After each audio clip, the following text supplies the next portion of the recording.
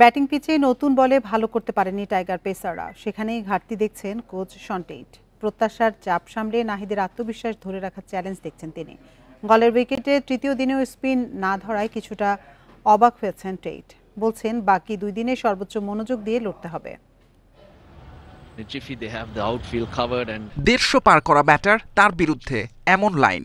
৬৮তম ওভারের শুরুতে অফ স্টাম্পের বাইরে নাহিদ রানার বল, পরেরটা লেগ স্টাম্পে।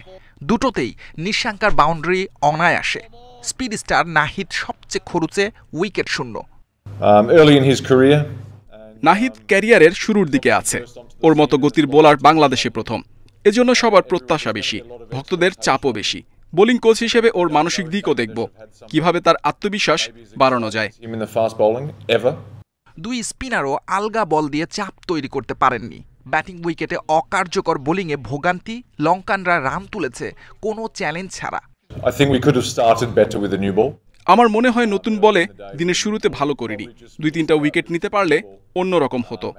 দারুণ ব্যাটিং উইকেট, পেসারদের জন্য কঠিন কন্ডিশন। তারা ভালো ব্যাটিং করেছে। ভিন্ন দিনে ভিন্ন উইকেটে চ্যালেঞ্জ আলাদা হবে। তৃতীয় দিনের 3 সেশনে শ্রীলঙ্কার দাপট। গলের ব্যাটিং স্বর্গে বাংলাদেশের 495 রান বড় মনে হচ্ছে না। লঙ্কানদের ব্যাটিং অ্যাপ্রোচ উল্টো চাপে রেখেছে। সবাই ভাবে তৃতীয় দিনে গলে স্পিন ধরবে, কিন্তু সেটা দেখা যায়নি। 2 দিন বাকি, বলা যায় না। টেস্টে কন্ডিশন দ্রুত পরিবর্তন হয়, কঠোর পরিশ্রম করতে হবে। 37 রানে 6 উইকেট হারানো, 500 করতে না পারা। এরপর ছন্ন ছাড়া বোলিংয়ে ম্যাচের মোমেন্টাম হারিয়েছে বাংলাদেশ। শ্রীলঙ্কা বড় লিড নিলে বিপদে পড়বে শান্তরা।